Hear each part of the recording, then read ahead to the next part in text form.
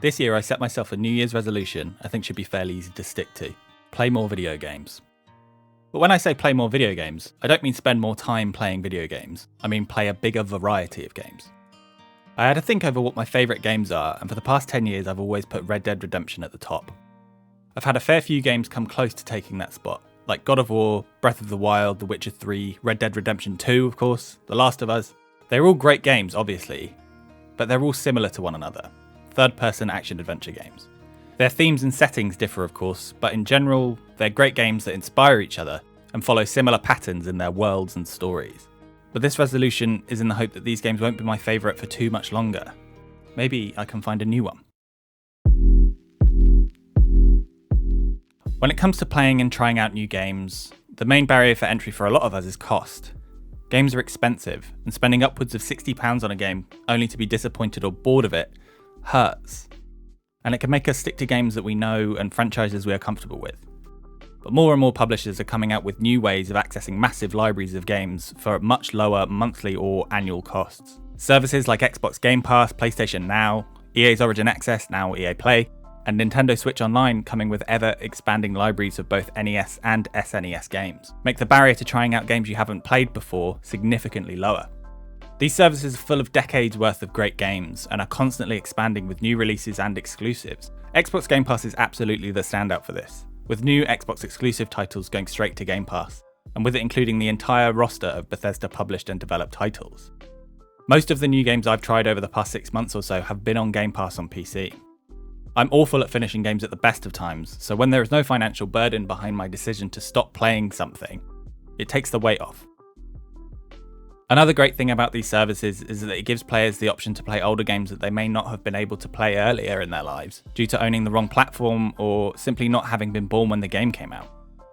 The NES and SNES games being brought to Nintendo Switch Online was fantastic. It gave me an opportunity to experience Super Mario World and Super Mario Kart, as well as the early Legend of Zelda games. Breath of the Wild was my first Zelda game. I always thought of myself as a big Nintendo kid growing up, but it was limited to handheld consoles for the most part, with the exception of the Wii, and within those handheld consoles I pretty much exclusively played Pokemon. So The Legend of Zelda was never really on my radar. I knew it existed of course, but I never knew about the new releases or really the history of the franchise. So when I played Breath of the Wild and it came so close to taking the coveted favourite game of all time spot, I had to go back and see what I was missing. I discovered, to my disappointment, playing older games is hard. Unless you use an emulator on PC, which I'm not super keen on the idea of, you have to source the console it was released on, which can be expensive, time-consuming, and just outright frustrating to play a single game or series. The release of the NES and SNES Mini, as well as the huge number of games to the Switch for both those consoles, was awesome. The opportunity to play these games without irritating barriers to entry and being able to experience the history of video games and specifically the history of the Legend of Zelda series is a great thing for people just getting into games, and those who loved them when they were first released. Similarly, the release of the Link's Awakening remake gave me even more of that Zelda fix. Remakes and remasters, while having their issues, where I feel like publishers look to remasters and just straight re-releases in an attempt to squeeze those last pennies out of a title, are overall a pretty good thing. Much like Game Pass and the SNES and NES games on Switch, remasters give players an opportunity to replay or play for the first time games that they couldn't play, or that they just missed before.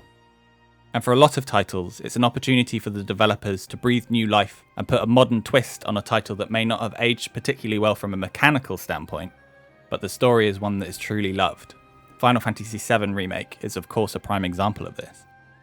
And while remasters and remakes are great, I think that access to original games is just as important.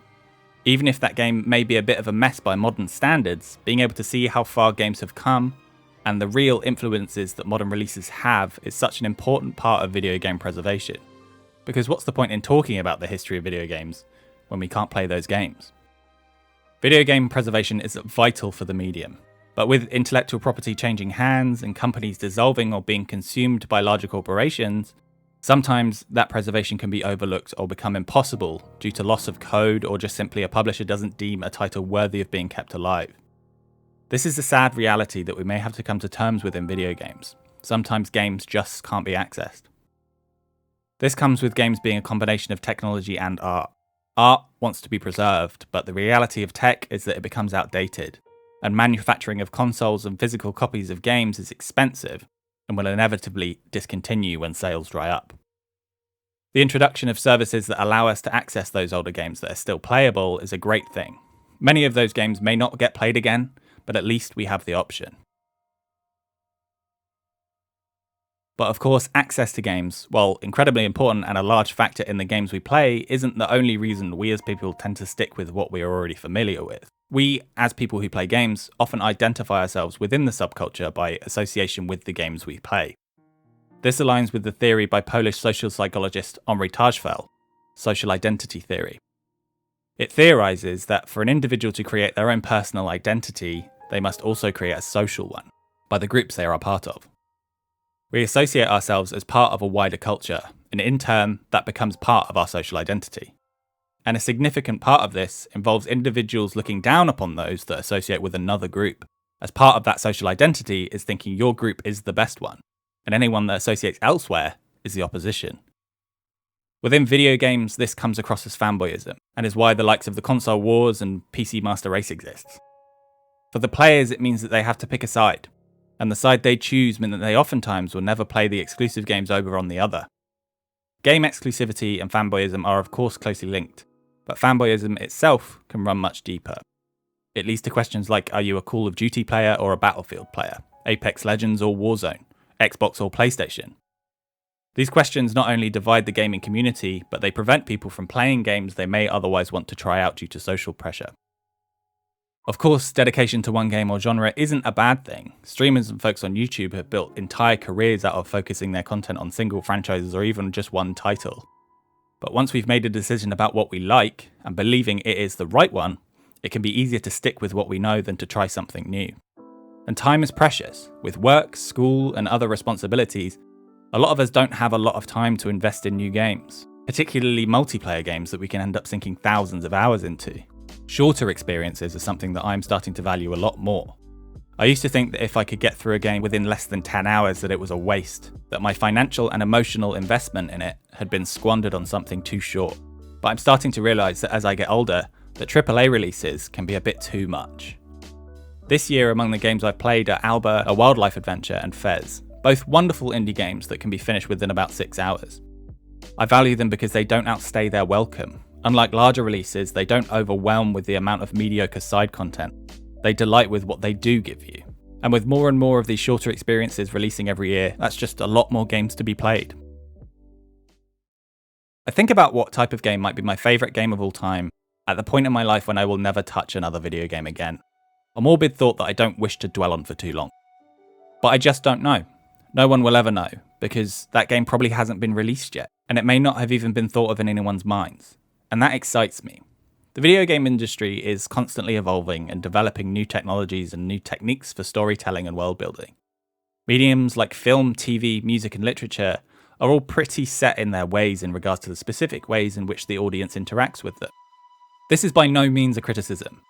All of those disciplines are constantly taking new leaps in the stories being told, but in terms of the experiences of consuming those stories, not much has changed, and really will change again.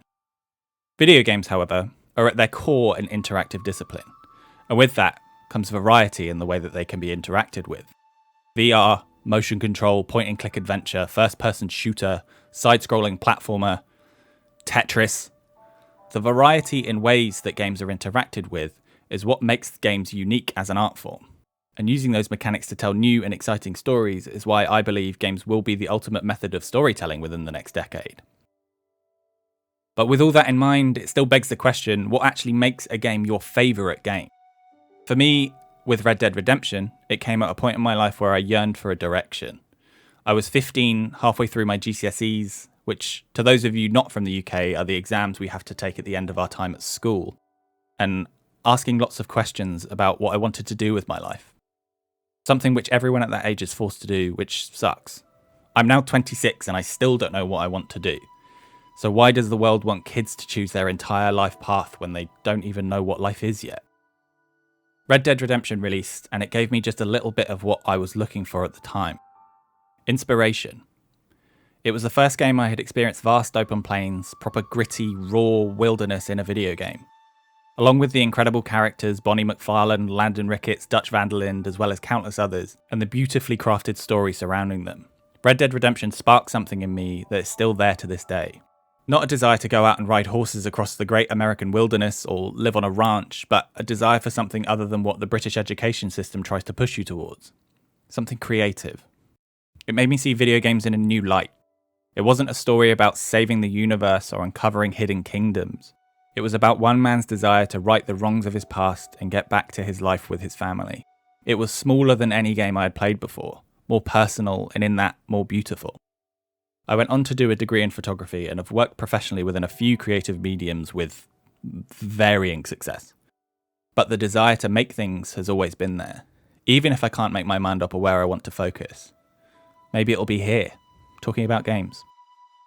But the point is, what makes a game your favourite is completely personal to you.